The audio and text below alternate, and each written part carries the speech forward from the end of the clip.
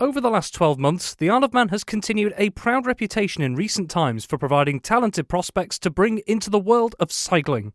Mark Cavendish, Tyler Hannay, Max Walker, Lizzie Holden and Becky Storey are just some of those from the island making a name for themselves at the top level right now. Those big names, of course, had to start somewhere though, and a lot of the time they can trace their roots back to the junior setup here on Manx shores. With the latest crop of young talent starting to emerge, Tilbury remains at the beating heart of a system which continues to give local riders a platform to shine.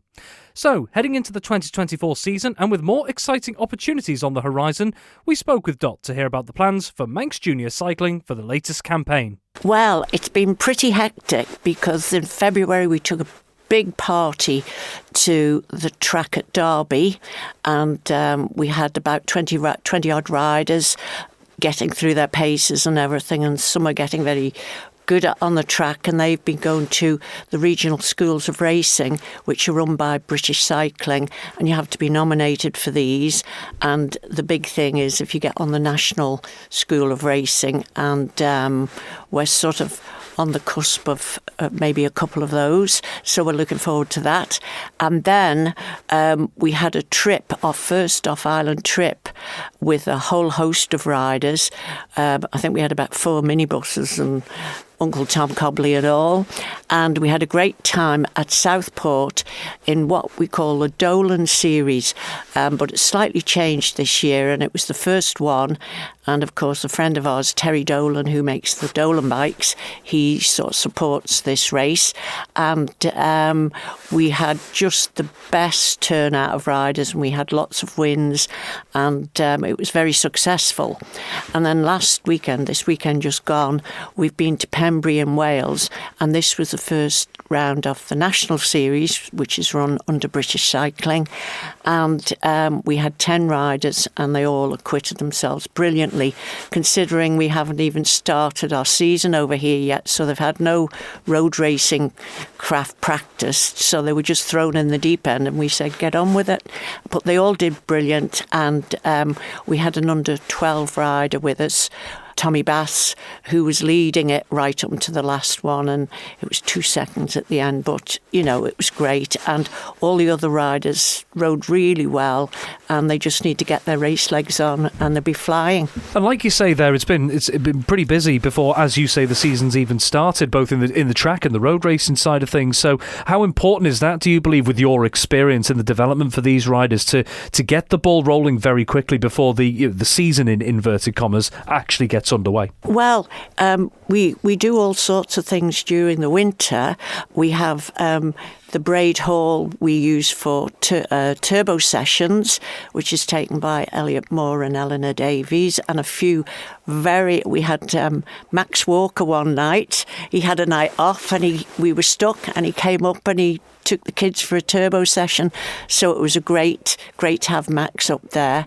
And then there's also roller sessions taken by Rob Holden, and so they've got things to tick over, and they go on club runs during the winter, but that's sort of to get your fitness, and there's nothing like racing to get your race fit. It's like everything, the actual thing is what it's all about. And as we speak right now, actually, just the other day, in fact, there was a taster session held in the junior cycling side of things for people to give it a go and get a bit of a flavour of what it's like. So how well attended was it? How well did it go? Oh, it was brilliant. You never know what's going to happen. You think, what if nobody turns up? And then, they start coming over the bridge at the NSC, and we had a real good crowd there, and I think we've signed on about 150 riders already. And we start off the session with the stabilisers and balance bikes, so as young as 2 really, they're doing a lap of the NSC, and then we do in school years, and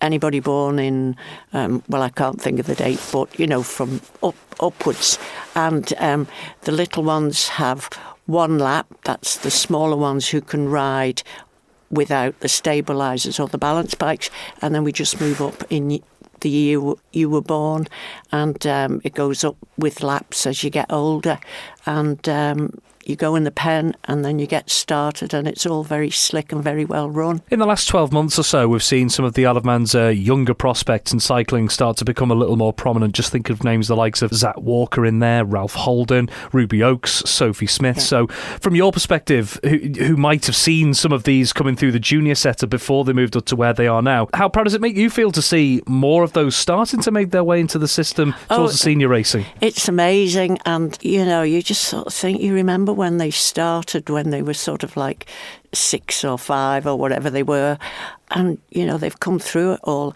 and it's not an easy thing to do. I mean, there's so many kids wanting to get on the bandwagon, so you've really got to be exceptional.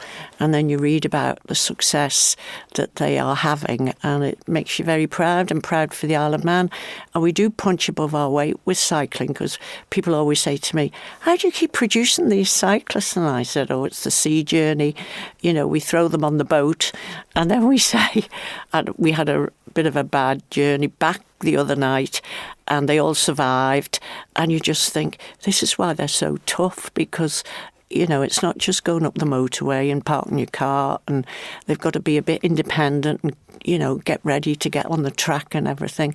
And British cycling coaches always say that the Manx boys and girls are the best to take away, because they're used to travelling and having a ticket to get on the boat and have their case packed, and it's what they've learned as they've come through the ranks. So it makes us very proud. Just on that point there, you say it isn't just the case in cycling, but in numerous other sports as well, of athletes and coaches and parents and guardians, or having to travel off island, quite literally go the extra mile to get to these events and get that experience. Do you think that sort of, let's call it a Manx resilience almost, is embedded in them from such a young age, but also can have huge benefits for them going forwards, that they get used to having to go through that process from such an early stage? I think it's very important. And I think now if you go to university or college, if that's what you want to do, or if you go for a job interview even, people want to know what you do outside school.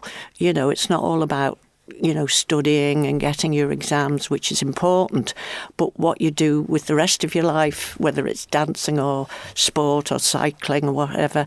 And I know that people have told me stories of kids who've done really well, and they've been down the cycling, and it's part of their CV when they go away to uni, and they do very well for themselves because they've always had to work hard at whatever they do, and they've got this ethic, which is sort of a way of life for them. And coming back to that point you made just a couple of moments ago about the steep learning curve that you sometimes have to go on as a youth and or junior cyclist trying to make the way forward. We spoke to Rob Holden a couple of months ago, and he mentioned that there's a lot of work going into this season in particular to try and find ways to help bridge that gap between junior and senior level. What do you think the Isle of Man does well in that respect already to try and prepare certain cyclists for senior level, and what do you think maybe could be added to make it even better? I think, for one thing, it's sort of from, when they're very young, from as young as 2, they come down, and if they really want to do it, there's a vehicle for them to adopt, and they just get knowledgeable, and all the parents are very close. They come away to the races, and they get to know how it works. And I think there's great opportunity because we have a wealth of talent in most sports, but particularly cycling on the Isle of Man. And there's always somebody you can go and ask, and they'll they might not know it, but they'll know a man or a woman who does know it. And I just think the networking is so much smaller than across. So you've got this body of people on the island, and they come to me and I say, go and see so-and-so.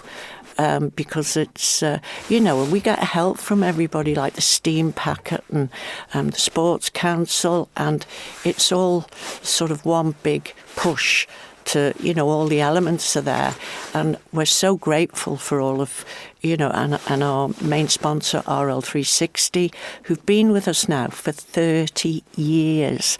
So, to have been with somebody for 30 years sponsoring them, it's pretty amazing, isn't it? Looking ahead to this season then, and just a little bit on the landscape, in fact, because when we had this conversation around this time last year, I remember one of your comments was that with regards to the British cycling setup, there was quite a lot of emphasis going into last season on the track scene. So in terms of the landscape, is that going to be similar this year from what you understand, or has it changed a little bit? And if so, in what way?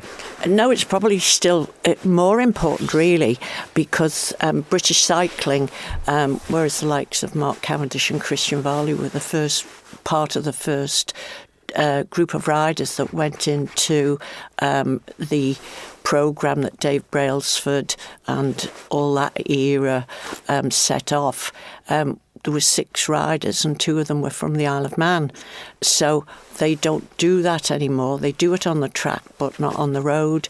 So people have found different ways to accommodate the loss of this British school of sort of, once you get out of juniors, it's all different. So, but there are ways, but you just have to adapt to the new ways. So, we're on it like a car bonnet. It's all in the plans. So, but again, it's not easy. And if you want to make it, you've got to, sort of raise your game and go to the next level. But, nothing's impossible. And the Isle of Man people are very good at working out what you've got to do.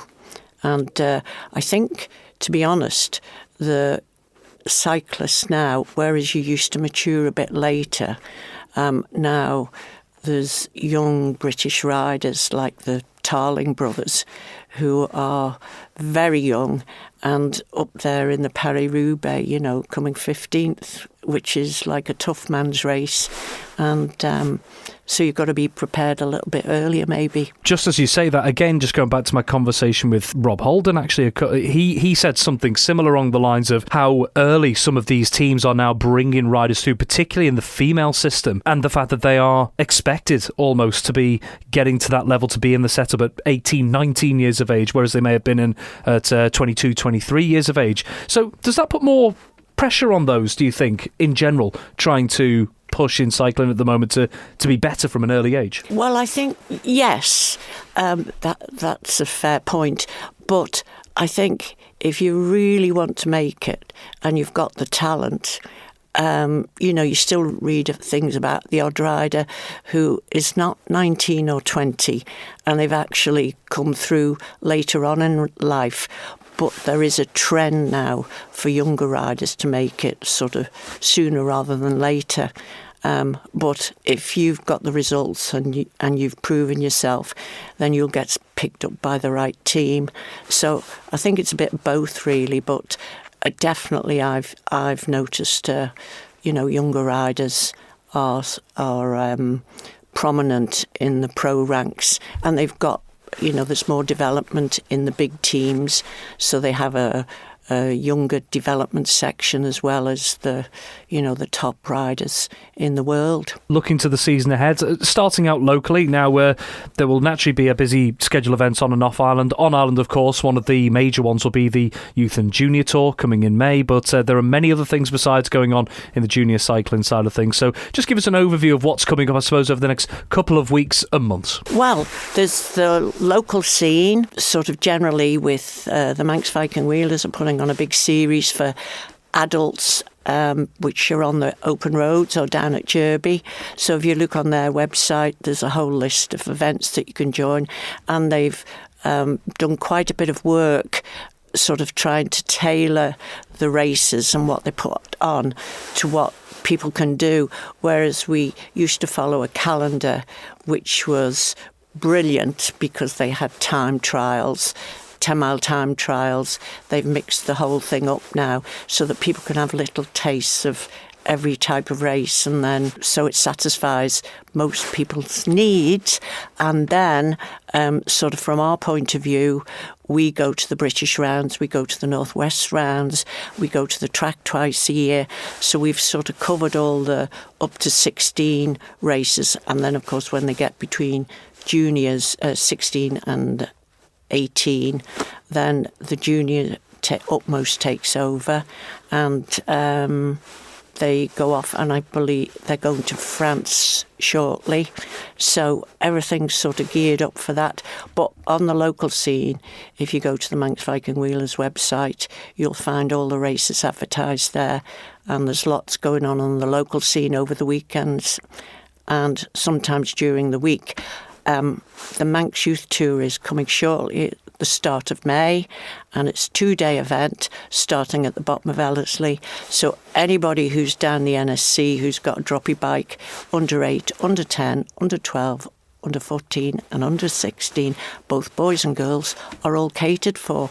And if they come down the NSC, we can sort them out and get, they can enter that.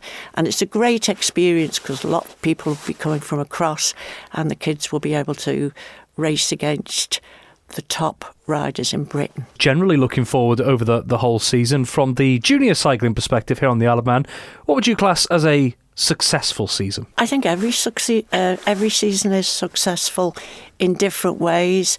I think it's keeping the cycling fresh and encouraging, no matter what standard they are. We have little kids that come down, and the best time down at the cycling, they do their lap round the NSC, and then they have a bit of a play with their friends and everything. And I think just making it available for everybody, whether they want to be Mark Cavendish or whoever, they've got that opportunity.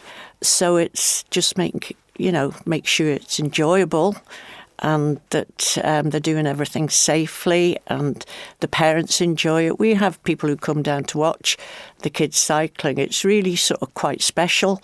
If you haven't been down the NSC and you want to see kids race, and you'd be amazed. I mean, I'm in awe every year, and you see these little kids sort of weaving through the pack and everything, and it's just amazing to watch, and it's a good spectator sport. So if you're passing the NSC on a Tuesday night, just come down and have a watch. It's great to watch, and there's lots of things going on down there, and but particularly the cycling, it is a spectator sport. We have lots of people who maybe have nothing to do with cycling coming down.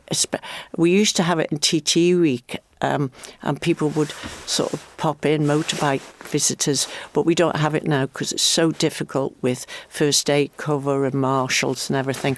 So we don't have it in TT week and practice week. But other weeks, if it's fine, we do have open house to everyone. Thank you for having the stamina to make it to the end of the Manx Radio Sportscast. You're clearly someone who has their eye on the ball at all times. Want to hear more about the latest sporting news across the Isle of Man and much more? Then might I recommend you take the plunge and subscribe to this series or a wide range of Manx Radio podcasts at your favourite podcast provider, so that, in a flash, all of our finest moments take a winner's place on your smartphone. Thank you.